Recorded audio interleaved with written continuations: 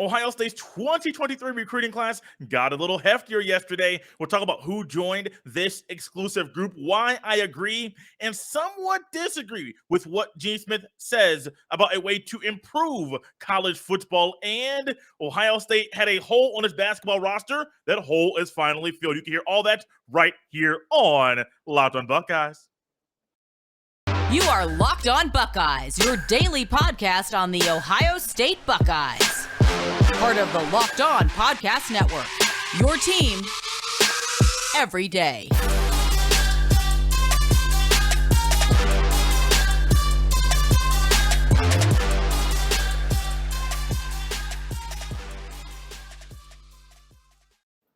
What is up, Buckeye fans? Welcome back to another episode of Locked on Buckeyes, part of Locked On Podcast Network. I'm your host, Jay Stevens, also the host of the Jay Stevens Podcast. It is Thursday, May the 5th in the year 2022, and today's episode is brought to you by BetOnline. BetOnline has you covered this season with more props, odds, and lines than ever before. BetOnline, where the game starts. I would also like to thank everyone out there for making Locked on Buckeyes your first listen of every single day. Ohio State's 2023 recruiting class is getting bigger, it's getting better, and it got a little heftier just a day ago. 4-star interior offensive lineman Austin Siereveld, an Ohio kid, committed to Ohio State, and this is something that I do believe is a win for Justin Fry and maybe a sign of things we can expect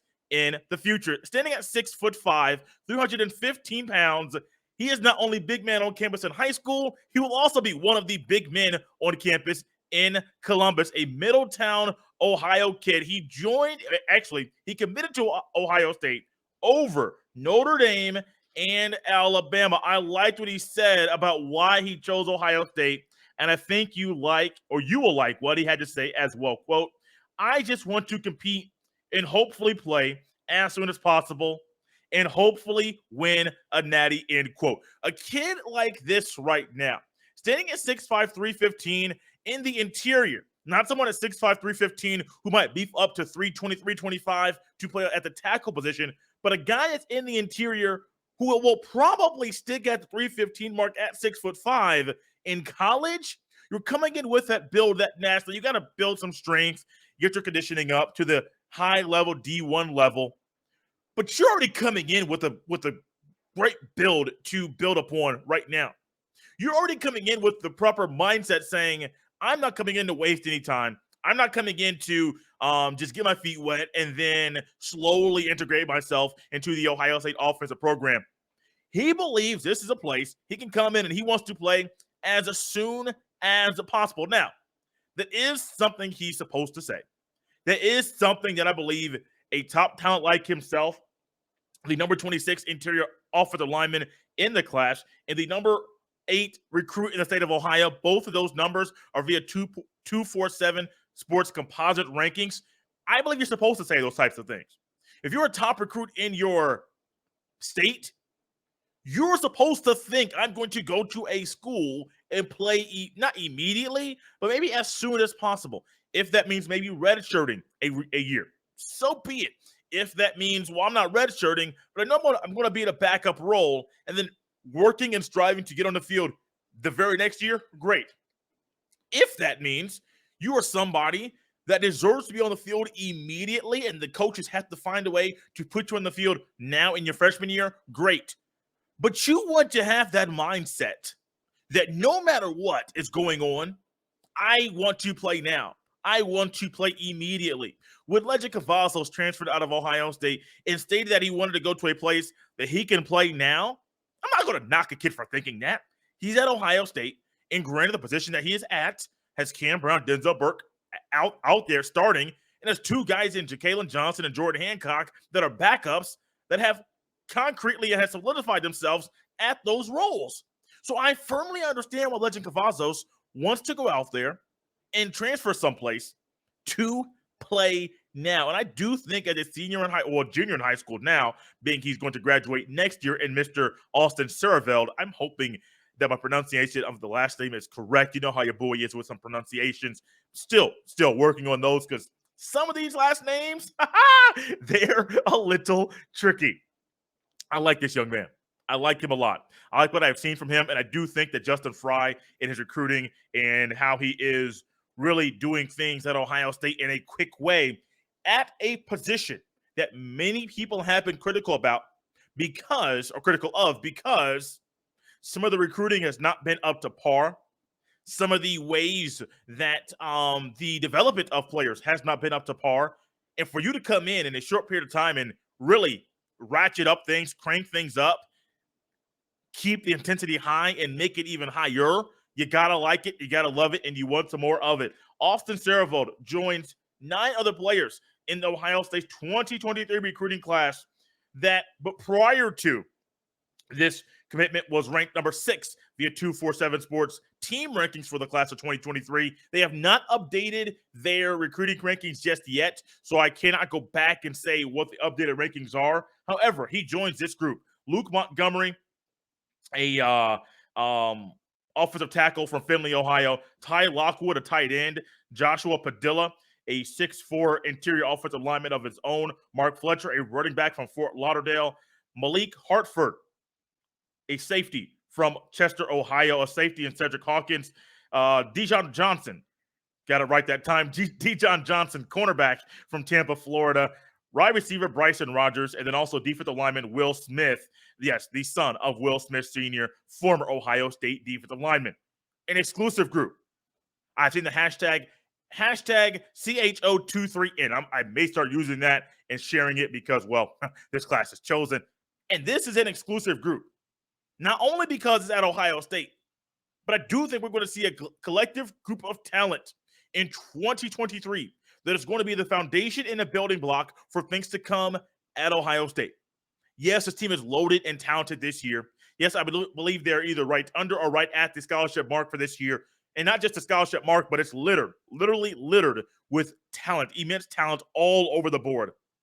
But in recruiting, as recruits will look to see how you've done previously, how you are currently doing, and what the outlook is for the future, 2023 can be one of those building blocks that current high school football players look at and say, well, these new coaches came in, quickly changed things, quickly raised up the temperature in the room, and I want to be a part of that, not only because things are getting better in Columbus, but ultimately because things are in a way that Ohio State's going to be primed and ready to win not just one national championship, but multiple in the near future.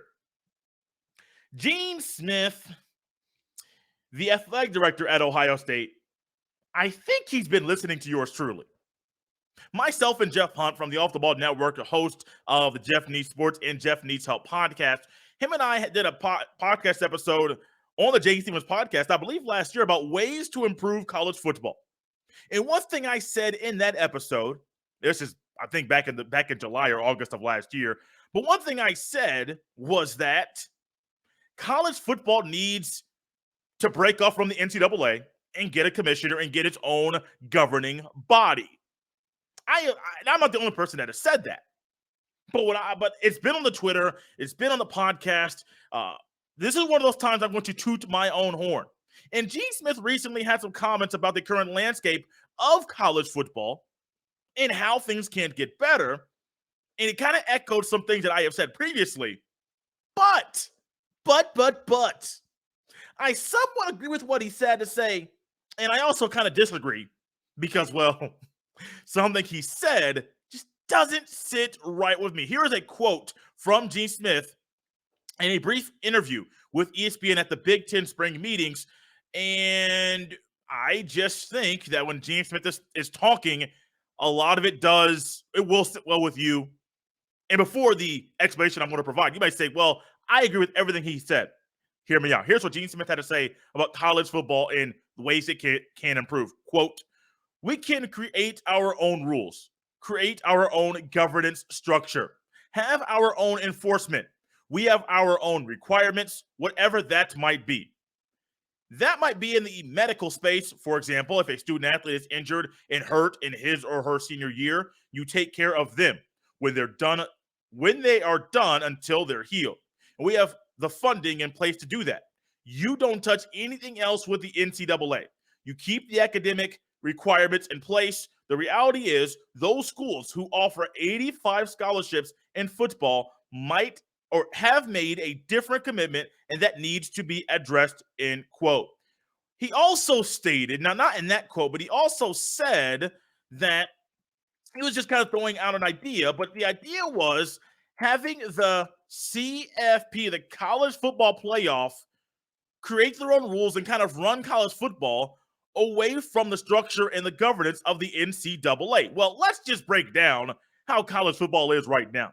The NCAA does not sponsor D1, single A, or FBS level football. They don't sponsor it. Now, there is a governance. These are NCAA student athletes, so they have to go by the NCAA rules, guidelines, clearinghouse, all of those things. The NCAA does not run anything with college football. So you won't see any NCAA branding at football games that Ohio State plays or Indiana plays or USC plays or UCLA plays or BYU plays or Miami of Ohio. You will not see any NCAA branding at those games. When it comes to the CFP, college football playoff, the literal playoff itself, you will see no NCAA branding. So the NCAA does affect the rules and sometimes regulations and sometimes health, but they don't really run the sport. But they still have a big influence. And my gripe with this, I do think the college football does not need to have the NCAA running it at all. I don't. But my thing with this is college football, the playoff itself, the CFP, it's owned and ran by the conferences. And we all know in these conferences, the Big Ten, the SEC, the Pac-12, the Big 12, certain schools in said conferences have more pull, have more say-so than others. What Ohio State says and Gene Smith specifically say in the Big Ten holds way more weight than the athletic director or the president at University of Illinois or the Indiana University or Purdue University or Maryland, or it holds more weight. Now, Gene Smith has a phenomenal track record. He's done a lot of good things at Ohio State, so that all makes sense. But hear me out. You go to the SEC, Greg Sankey not only is a big influencer in the SEC, but a big influencer in college football, and is doing things that are against the rules that are set up in the country during a period of time to go behind people's backs, to trying to get a pull, and to trying to manipulate things in his favor for the SEC. You see what I'm saying? College football, to me, if it's ran by the conferences, we're going to be the same mess that it's been in for decades. Literal decades. How did we get here? Well, there were some times in the 70s and 80s and 90s and 2000s and 2010s and all the way into 2022 that the conferences can't agree on anything. Imagine a time when the Big Ten and the Pac-10 at the time were not available, were not a part of the chance to play in the national championship game in college football. That happened almost throughout the entire 90s. The first true national championship game, was in 1998, the 98 season.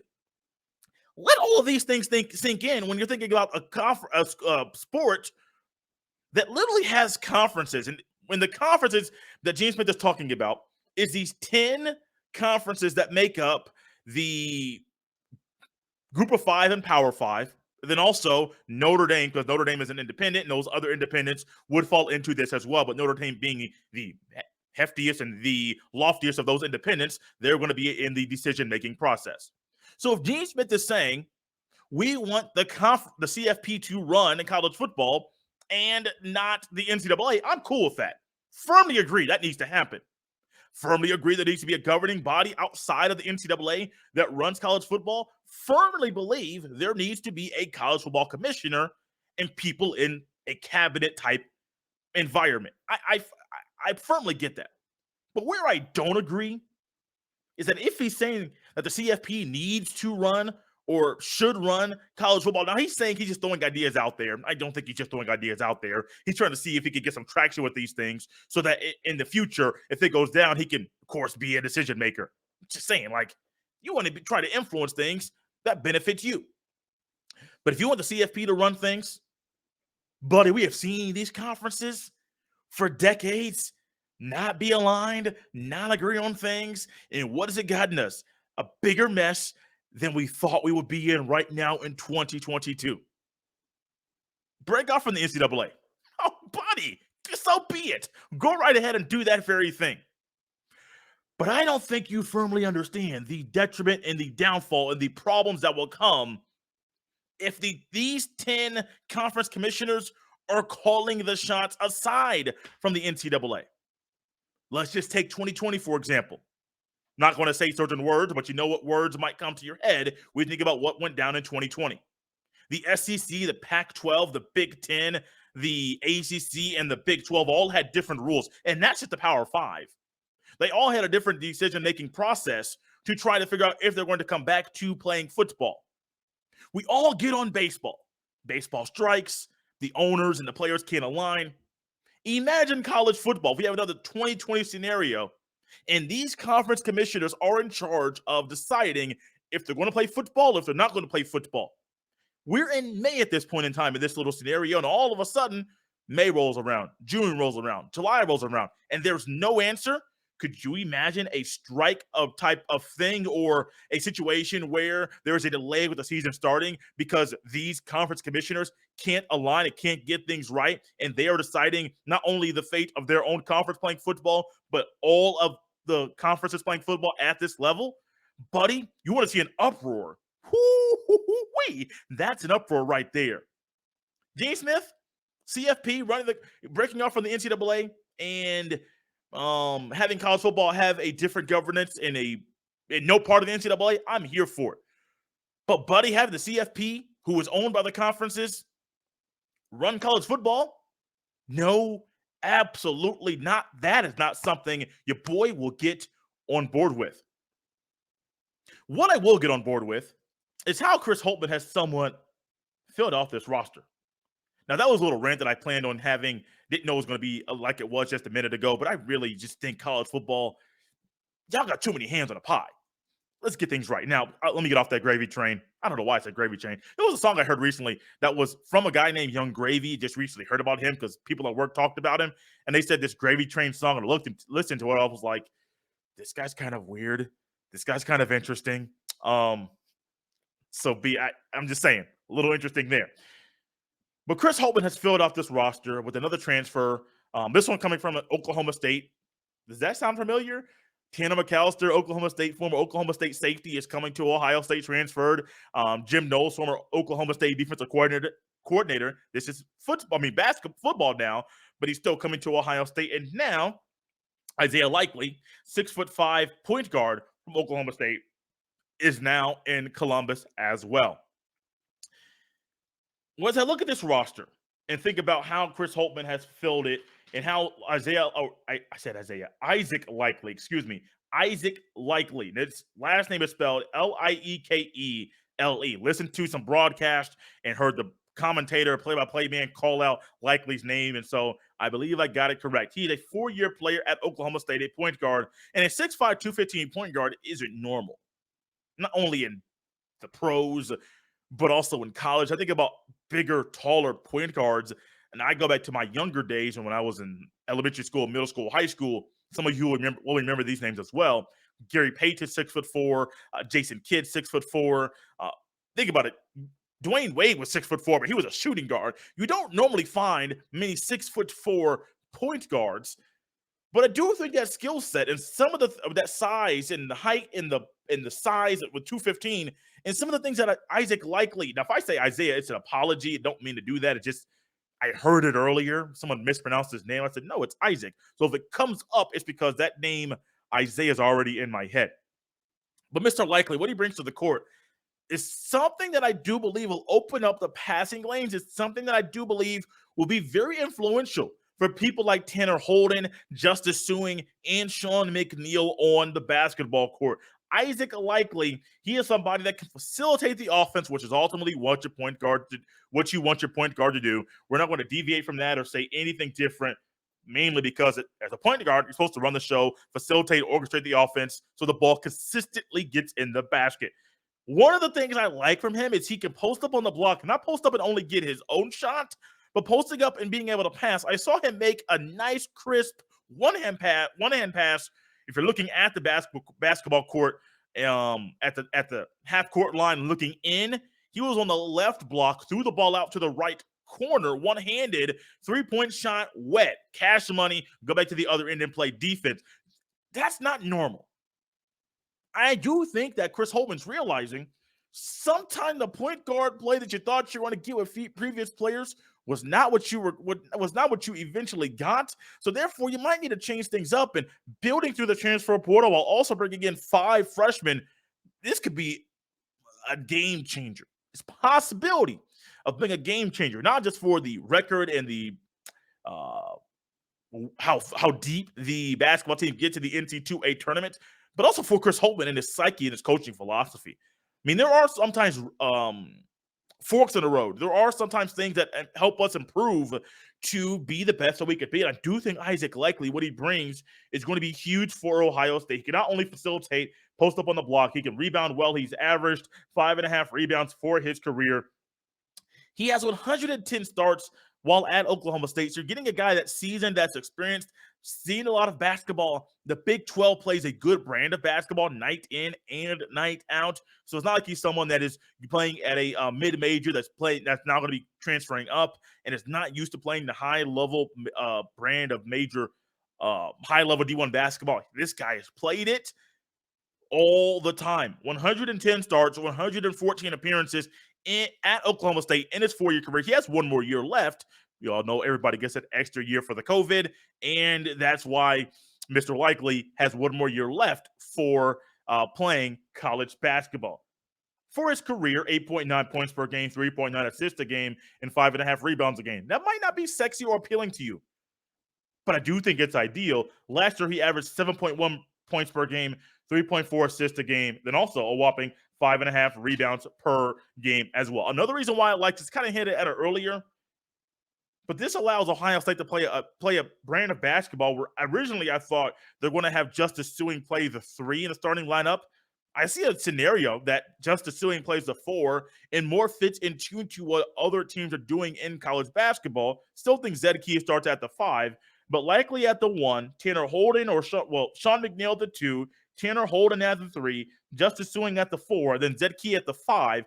You're not only going to get guys that are versatile and you're going to have a 3-guard set, but you're also going to be able to switch 1, 2, 3 automatically on defense, which I do believe ultimately is a great way for Chris Holtman defensively to kind of ratchet up things defensively. Now, offensively, offensive philosophy, that has to change. But bringing in an experienced player like Isaac Likely, as well as Sean McNeil, adding him in with Justice Sueing, who will be fresh to end his college basketball career with a bang, the basketball roster is full. And this is an addition that your boy likes. It's a Thursday. 1 more day left in the week.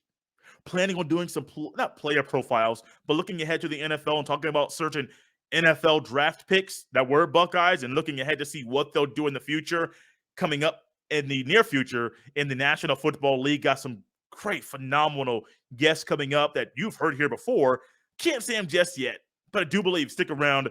You might hear some things about Chris Olave and Thayer Munford here on this show in the near future. You can follow me on Twitter at jstevens07. You can send all of your emails to jstevens317 at gmail.com. Thank you for making Locked On Buckeyes your first listen or first watch of every single day. Now make sure to check out the Locked On Big Ten podcast, because that's the place for you to stay up to date and to get the proper analysis of what's going on inside the Big Ten Conference with expert Nate Dickinson. I am always there with Nate every Monday, but he has a great host of guests, co-host throughout the rest of the week. You can check out the Locked On Big Ten podcast the same places. You can check out Locked On Buckeyes, and they're both free and available wherever you get your fine podcast.